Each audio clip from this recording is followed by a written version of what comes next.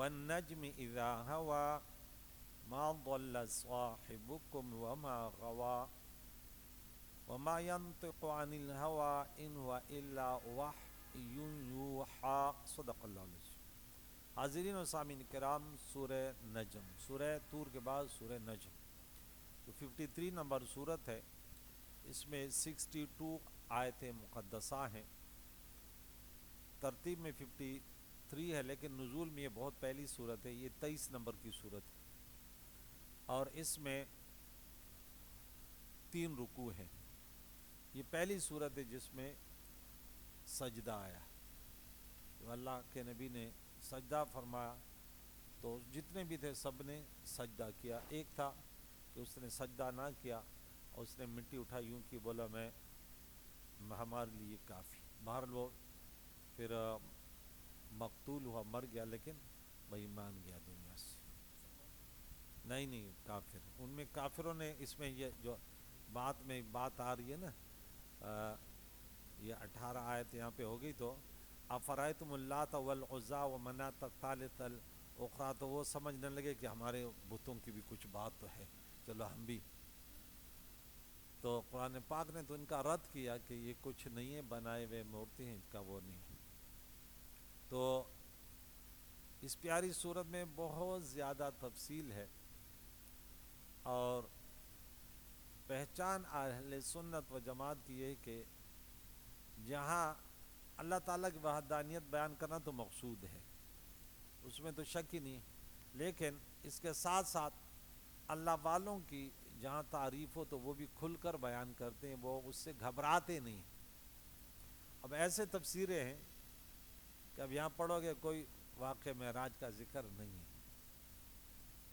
بولیں گے یا حضور نے جبریل کو دیکھا اور یہ اللہ کا دیدار نہیں، کہ بھائی جب اتنے اقوال ہیں، اب تفسیریں پڑھیں کہ جب شب معراج میں یہ بات ثابت ہے کہ اللہ کے نبی نے اللہ کا دیدار کیا، اس پہ کافی سارے روایت موجود ہیں، عبداللہ بن عباس اس میں، تو پھر آپ کو یہ کون سی بات ہے کہ آپ اس کا ذکر ہی نہ کریں؟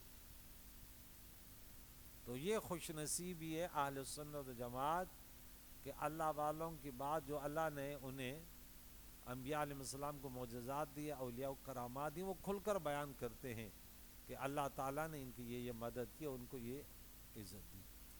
تو والنجم اذا ہوا، واو قسمیہ ہے، اور نجم ستارے کی قسم، کہ جب وہ زمین کے طرف اتر، اس میں بڑے ترجمے ہیں۔ ایک معنی یہ ہے کہ والنجم اذا ہوا، اس پیارے چمکتے تارے محمد کی قسم جب یہ معراج سے واپس آئے۔ اب عقائد و جہان وہ ستارہ ہے کہ جب دنیا میں تو دنیا کو روشن کر دیا۔ محمد زینت الدنیا و بہجتها، محمد کاشف الغمات والظلم، یہ وہ نبوت کا تارہ ہے کہ اس نے ظاہر اور باطن دونوں کو روشن کیا، اور نور ایمان، ان کی حلاوت حقیقت میں انہیں نصیب ہوتی ہے جو عقائد و جہان سے، اور یہاں ایمان کے لیے شرط ہے اس سے ایسے محبت کرے، ایسے محبت کرے کہ اس کی مثال دنیا میں نہ ملے، جیسے صدیق اکبر و عمر فاروق اور عثمان بن عفان و حضرت علی رضی اللہ تعالیٰ عنہ اجمعین و تمام صحابہ، اور پھر بلال حبشی جیسے رضی اللہ تعالیٰ جیسے محبت ہے، کہ یہ بڑی قربانی ہوتی ہے کہ انسان اپنے سب کچھ کو چھوڑ دے۔ مجنون ایک انسان تھا، لیکن اس نے لیلا کے محبت میں فیملی کو تو چھوڑیں کہ اس نے انسانوں کو بھی چھوڑ دیا تھا۔ تو پیارے نبی کے صحابہ نے دنیا و مافیہ کو چھوڑ دیا۔ حضرت زید بن حارثہ رضی اللہ تعالیٰ عنہ حضرت خدیجۃ الکبریٰ کا غلام ہے، پھر حضور انہوں نے پیارے قائد و جان کو گفٹ کیا، پھر ان کے والدین آئے، چاچا اور والد آئے، بولے ہمارا وہ ہمیں واپس دے دے، اس کی ہم قیمت دے، تو اس نے بولا نہیں، اب پوچھ لو، اگر جانے کو تیار ہے تو ویسے ہی لے جاؤ۔ جب پوچھا بولا نہیں، یعنی حضور کی وہ محبت ایک بچہ وہ اب بچھڑ جائے تو کس قدر وہ والدین کو چاہتے ہیں، لیکن حضور کی محبت چونکہ والدین سے بڑھ کر ہے تو وہ کہتے ہیں نہیں، حضور سب کچھ ہے۔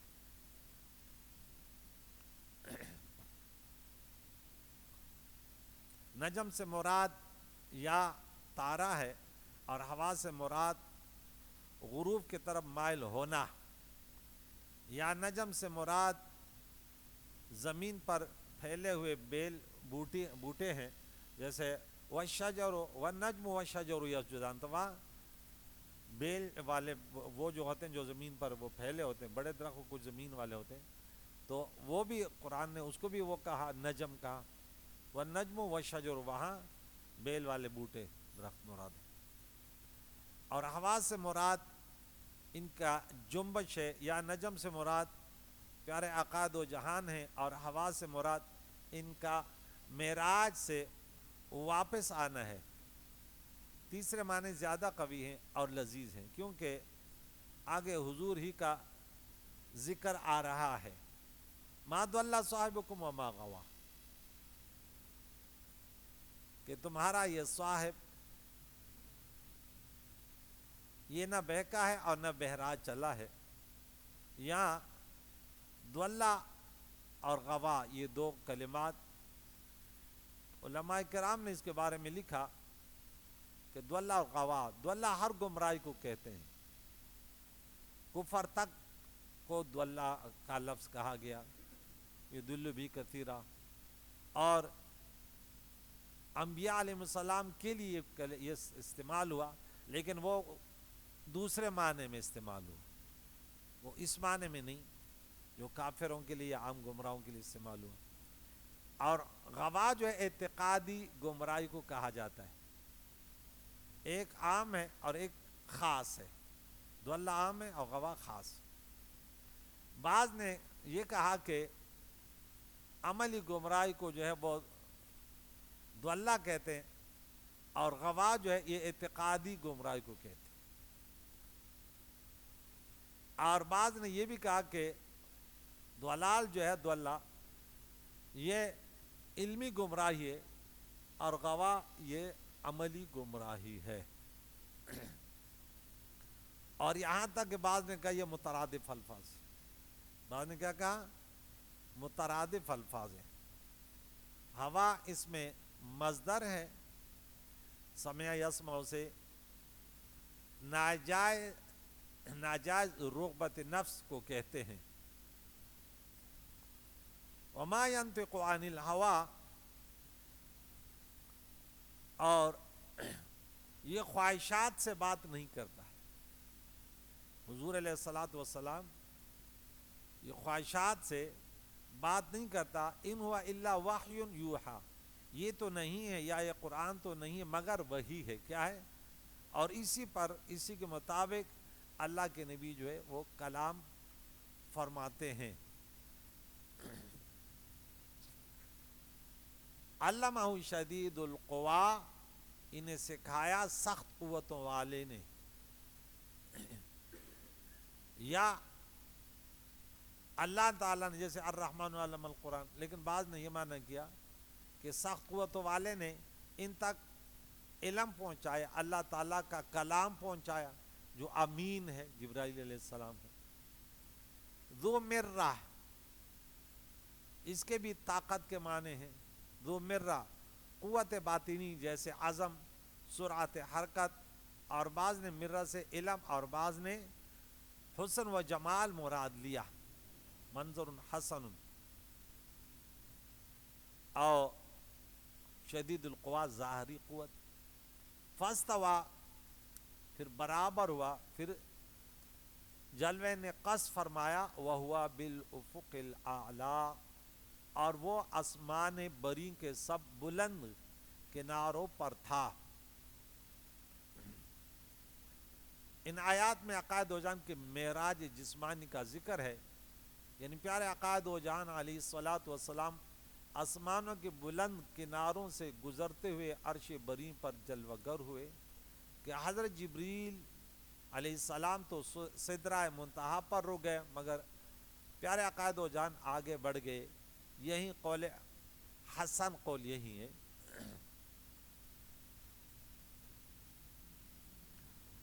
مختلف مفسرین نے اپنے اپنے اس میں رائے قائم کی ہے. بڑی تفصیل ہے یہاں، بہت بڑی تفصیل ہے.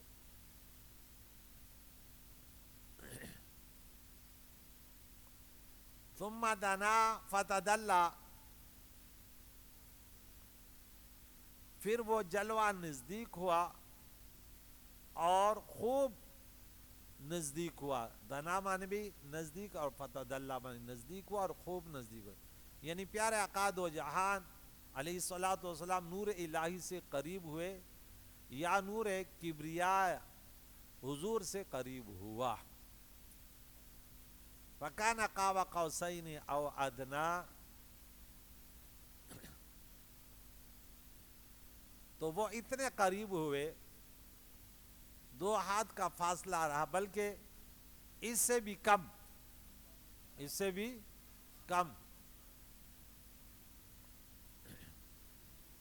اس میں محبوب اور نور رب العالمین میں انتہائی قرب بتانا مقصود ہے. اہل ہر عرب انتہائی نزدیکی کو، قرب کو بیان کرنے کے لیے وہ یہی مثال دیتے تھے کہ جیسے قوس اور کمان جو ہے وہ قریب ہوتے ہیں، اس کی مثال دیتے ہیں. یعنی عرف میں یہ بات کہی جاتی کہ یہ تو ایسے قریب ہیں جیسے یہاں پہ مثال قوس اور قاب قوسین او ادنیٰ. کیا کہتے ہیں کہ دونوں کمانوں یا 2 ہاتھوں تک پہنچ گیا. صوفیہ فرماتے ہیں کہ جب کسی کو آغوش محبت میں لینا ہوتا ہے تو دونوں ہاتھوں کو کمان یہ دیکھ اسی طرح ملا کر دائرہ بنا لیتے ہیں. تو اللہ تعالیٰ کی رحمتوں نے اپنے آغوش میں لے لیا، اپنے نور میں. اور فَأَوْحَى إِلَىٰ عَبْدِهِ مَا أَوْحَىٰ، اب وحی فرمائی اپنے بندے خاص کو جو وحی فرمائی. وہ راز کے باتیں ہیں. سے معلوم ہے کہ گزشتہ آیتوں میں تمام ضمیر اللہ تعالیٰ کی طرف راجع تھی، نہ کہ حضرت جبریل کی طرف، کیونکہ حضور صلی اللہ تعالیٰ علیہ وسلم اللہ کے بندے ہیں، نہ کہ حضرت جبریل کہ نیز وحی فرمانے والا اللہ تعالیٰ ہے، نہ کہ حضرت جبریل. اور وحی کی تو وہی تو جبریل نہیں کرتے، وہی تو جبریل لاتے ہیں، اللہ وحی فرماتے ہیں. فاوحا یعنی معراج کی رات اس قرب خاص میں بلا واسطہ جبریل رب نے اپنے حبیب سے وہ خاص باتیں کی جو کسی کے وہم و گمان میں بھی نہیں. صوفیہ فرماتے ہیں کہ اللہ تعالیٰ نے اس قرب خاص میں اپنے محبوب کو سارے علوم عطا کیے. اس کی تائید حدیث مبارکہ میں جو کچھ گزرا، جو آنے والے ہیں، سب کچھ. اور اللہ کے نبی نے پھر حدیثوں میں وقت پہ وقت بتایا کہ یوں ہوگا یوں ہوگا. وہ چیزیں تو غائب ہیں نا، کہ وہ نبوت کا دعوت دار آئیں گے، پھر یہ آئے گا، پھر یہ آئے گا، پھر دجال آئے گا، پھر یہ آئے گا، سب کچھ بتا دیا. ما کذب الفؤاد ما رأى، دل نے جھوٹ نہ کہا جو دیکھا. دل نے جو دیکھا اس کو جھوٹ نہ کہا. قرآن فرماتا ہے، رب منان فرماتا ہے، یعنی حضور کی آنکھ نے رب کا جمال دیکھا اور دل نے تصدیق کر دی کہ واقعی صحیح دیکھا، کوئی غلطی نہ ہوئی. اگر حضور نے فقط دل سے خدا کو دیکھا ہوتا تو دل اس کا مصدق نہ ہوتا. دیکھنے والا اور ہوتا ہے، تصدیق کرنے والا دوسرا. نیز موسیٰ علیہ السلام کی طرح حضور پر اس وقت غشی نہ آئی، بلکہ آنکھوں سے ٹک ٹکی باندھ کر دیدار یار کیا. دل خوش و حواس قائم رکھتے ہوئے کلام الہی سمجھتا رہا، آنکھ کی تصدیق کرتا رہا. کیا؟ دل آنکھ کی تصدیق کرتا رہا. حضرت عائشہ صدیقہ رضی اللہ تعالیٰ عنہ دیدار الہی کا انکار فرماتی ہے کیونکہ انہیں وہ احادیث نہیں پہنچی، اس لیے انہوں نے دیدار نہ ہونے پر حدیث پیش نہ کی، بلکہ لا تدرکہ الابصار، قرآن پاک کی آیت سورہ انعام آیت نمبر 103 سے دلیل پکڑی، حالانکہ اس آیت لا تدرکہ الابصار کے معنی یہ کہ آنکھیں دنیا میں رب کا ادراک نہیں کر سکتی، دوسرے عالم میں، وہ تو عالم بالا تھا، اس کی نفی نہیں ہے، جہاں حضور نے دیکھا پھر حضور نے نظارہ کیا اور ادراک نہ کیا، ادراک گھیرنے کو کہتے ہیں، اور دیدار الگ چیز ہے، کیونکہ وہ تو قرآن سے بھی ثابت ہے۔ اب بعض لوگ رب کی دیدار کی منکر ہیں، لیکن وہ قرآن سے خود ثابت، وجوہ یومئذ ناظرہ الی ربہا ناظرہ، کچھ چہرے تر و تازہ ہوں گے، اپنے رب کی دیدار سے مشرف ہوں گے۔ افتمارونہ علی ما یری، کیا تم شک کرتے اس میں جو اس نے دیکھا، اس میں تم شک کرتے ہو؟ یعنی اے مشرکو، تم جسمانی معراج اور دیدار الہی کا انکار کیوں کرتے ہو؟ رب اپنا جلوہ دکھائے، دیدار کروائے تو تمہیں کیا ہے؟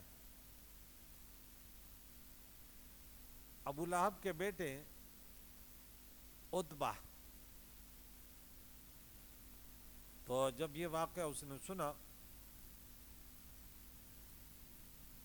عتبہ بن ابی لہب، اس نے کہا کہ ہم نہیں مانتے یہ، اور پھر عقاد و جہان کی بیٹی اس کے نکاح میں تھی، اس کو بھی انہوں نے طلاق دے دی، اور یہاں تک انہوں نے گستاخی کی کہ چہرے انور جس سے ضیا پائی اس دنیا نے، چاند ستاروں نے، اس دنیا ساروں نے، اس چہرے کے طرف انہوں نے تھوکا۔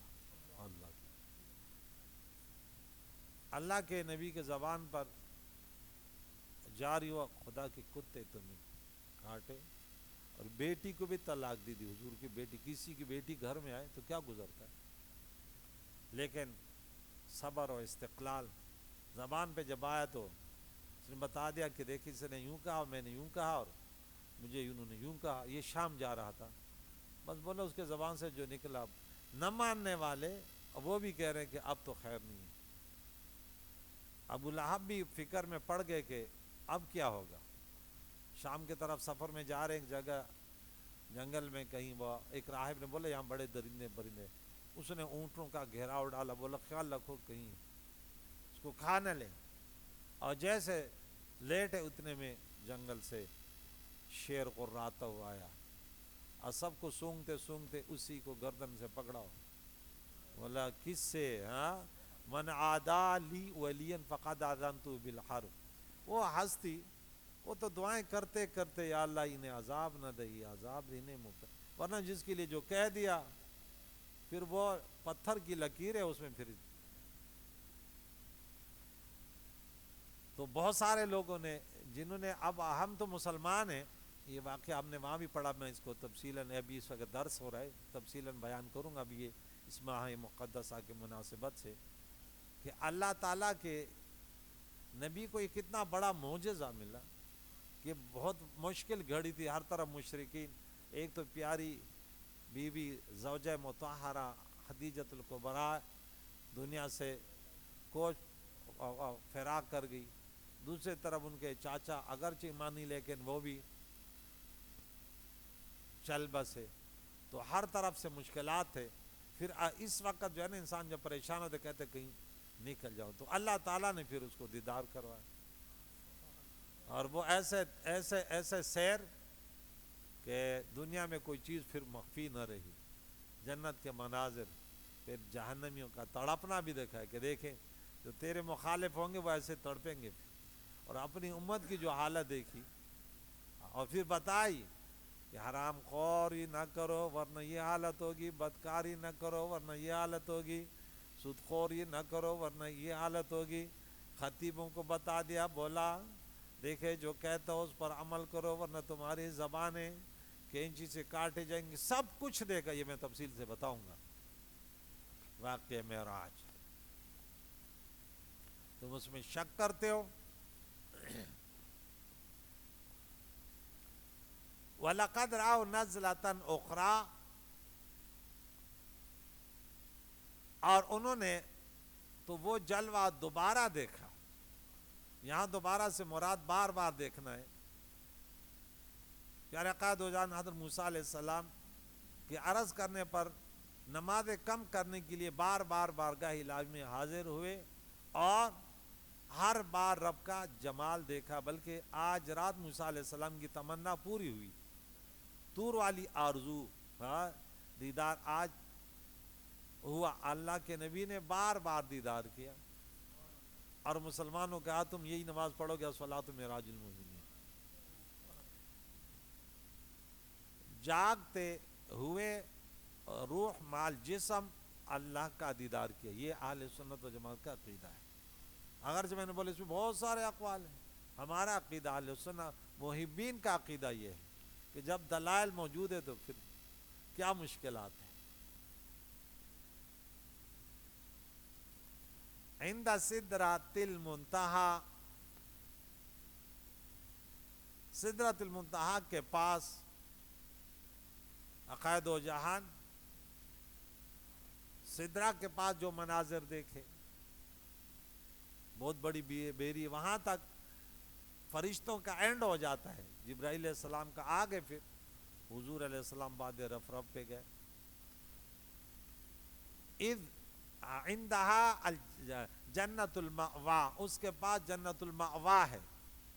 بعض کہتے ہیں ماوا کے معنی ٹھکانہ، کہ جبرائیل علیہ السلام بڑے فرشتے، بعض نے کہا نہیں یہاں آدم علیہ السلام رہے. ما زاغ البصر وما طغى، آنکھ نہ کسی طرح پھری نہ حد سے بڑی. یعنی اللہ کا دیدار تو کیا لیکن نہ آنکھیں ہٹی اور نہ حد سے بڑی. یہ اللہ کے نبی کی شان اللہ تعالیٰ قرآن میں بتا رہا ہے.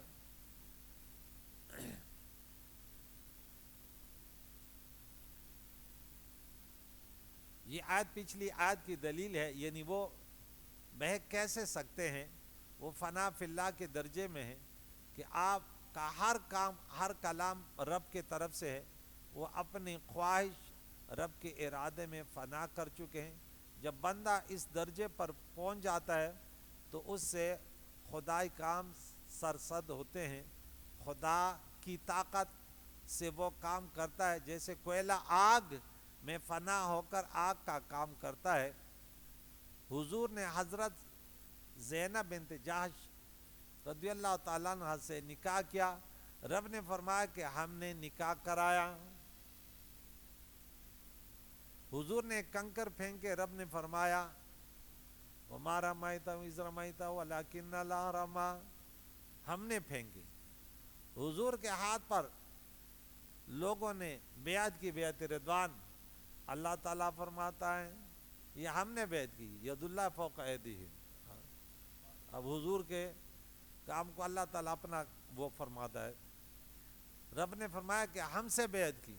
معلوم ہوا کہ حضور کے سارے کام رب کے طرف سے ہیں، کیونکہ حضور نے یہ نکاح کیا، یہ بیعت آیت اترنے سے پہلے کی تھی. اس لیے حضور پر اعتراض رب پر اعتراض ہے. خیال ہے کہ قرآن و حدیث سب وہی الہی ہے جیسا کہ اس آیت سے معلوم ہوتا ہے. البتہ قرآن ظاہری وہی ہے اور حدیث خفی. حضور کے وہ کام یا کلام شریف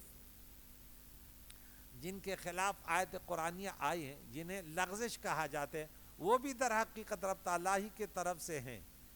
اس لغزش اور اس کے خلاف آیت آنے میں صدہا حکمتیں ہیں.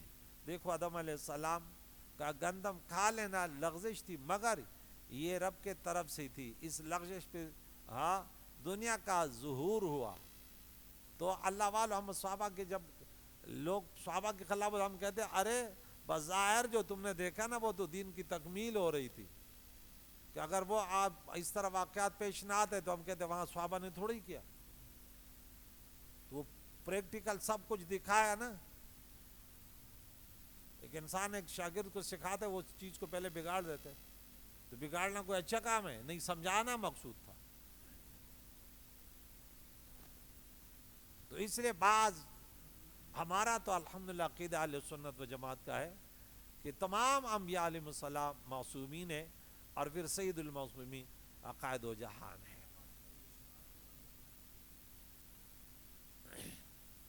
لقد رأى من آیات ربہ الکبریٰ، بے شک اپنے رب کی بہت بڑی نشانیاں دیکھی۔ یہ 18 آیتیں جو ہیں یہ واقع معراج پر یہاں ہے، اس کی تفصیل اگر پڑھیں تو اس پہ مہینہ تو کہیں گیا بھی نہیں، پورا مہینہ یہ اس پہ لگ سکتا ہے۔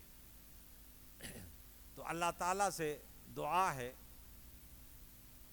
کہ ہمیں اس ماہ مقدسہ میں مناسبات ہوتے ہیں، ورنہ تو اللہ کے نبی کے معراج کے واقعات سال میں کئی مرتبہ بیان ہو سکتے، درسوں میں تو آتے رہتے ہیں، لیکن خاص کر اس مہینے میں جو 27 رجب المرجب کی رات ہے، اس سے پہلے بعد میں یہ اللہ کے نبی کا بڑا معجزہ جو اس کائنات سے نکل کر کے، کہ آج سائنس بھی حیران ہے کہ انسان تو ایک پل بھی آگے نہیں بڑھ سکتا، اس خلا سے نکل ہی نہیں سکتا۔ ہم کہتے ہیں اللہ علی کل شیء قدیر ہے، وہ جو چاہے اس پر قدرت رکھتا ہے، وہ آسمانوں سے بالا بھی لے جا سکتا ہے، جنت میں بھی اور جہاں بھی اللہ چاہے وہ قدرت والا ہے۔ اور حضور نے پھر بتا دیا امت کو ہمارا وہ نبی ہے، ہاں، جس نے اللہ کا دیدار کیا، جن جنتوں کا وعدہ ہم سے کیا، اور وہاں سورہ توبہ میں آیت نمبر 111 پہ ان اللہ اشتری من المؤمنین انفسهم واموالهم بان لهم الجنہ، رسول اللہ کی امت کو بتایا کہ تمہارے مال جان اللہ تعالیٰ خرید چکے جنت کے بدلے۔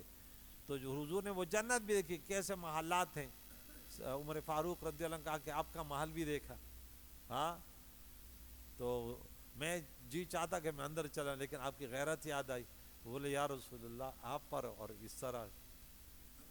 تو بھی تمام چیزیں اللہ کے نبی نے پھر تحت یہاں سے لے کر وہاں تک یہ سب کچھ شیئر کیا۔ اللہ تعالیٰ نے ہمیں ایسا نبی دیا کہ سب کچھ بتا دیا، کوئی چیز مخفی نہیں ہے، نیکوں کے انجام، بروں کے برے حالات بتا دیے، اور اسی کی محبت اللہ تعالیٰ نے انسانوں پر فرض کر دی کہ اس کو اللہ وہ جو بھی کہے بس۔ اب کوئی نبی کو دھوکہ دے، اب انہوں نے نبی سے وہ کیا، اللہ تعالیٰ ہم یخادعون اللہ، یہ اللہ کو دھوکہ دیتے۔ اللہ تعالیٰ تو ان چیزوں سے پاک ہے، اس کی ذات تو اس سے پاک ہے۔ من یطع الرسول فقد اطاع اللہ کا رتبہ ملا۔ اللہ تعالیٰ ہمیں قرآن مجید فرقان حمید کے ساتھ بیٹھ کر اور اس کو سن کر اور اس پر کوشش کریں کہ عمل کریں، کم از کم سنیں گے عقیدہ تو بنے گا۔ ہاں، یہ وہ کلام ہے جس میں اللہ والوں کی شانیں بیان ہوئی ہیں، جس میں اللہ والوں کے دشمنوں کی ذلتیں بیان ہوئی ہیں، جنہوں نے دنیا میں بڑے بڑے دعوے کیے، جب اللہ کے بندوں سے وہ انہوں نے لڑائی لی تو ان کا نام و نشان تک مٹ گیا۔ یا اللہ ہم تیرے نیک بندوں سے محبت کرتے ہیں، یا اللہ تو رحیم اور کریم ہے، یا اللہ ان کے صدقے ہمیں صراط مستقیم پر گامزن فرما، گناہوں سے بچنے کی طاقت عطا فرما، پیارے نبی کی شریعت کو، ان کی پیاری سنتوں کو سیکھ کر اس پر عمل کرنے کی توفیق عطا فرما، ہم سب کے مرحومینوں کی مغفرت، زندوں کو دین اسلام پر جینا اسی پر موت نصیب فرما، خصوصاً حاضرین و سامعین میں جو مشکلات ہیں ان کے، یا اللہ تو رحیم اور کریم ہے، تو دلوں کی بات جانتے ہیں، اللہ اس قرآن کی برکت سے ان کی مشکلوں کو آسان فرما، بیماروں کو شفاء کاملہ عاجلہ عطا فرما، وصلی اللہ تعالی علی خیر خلقہ محمد وعلی آلہ وصحبہ اجمعین برحمتہ۔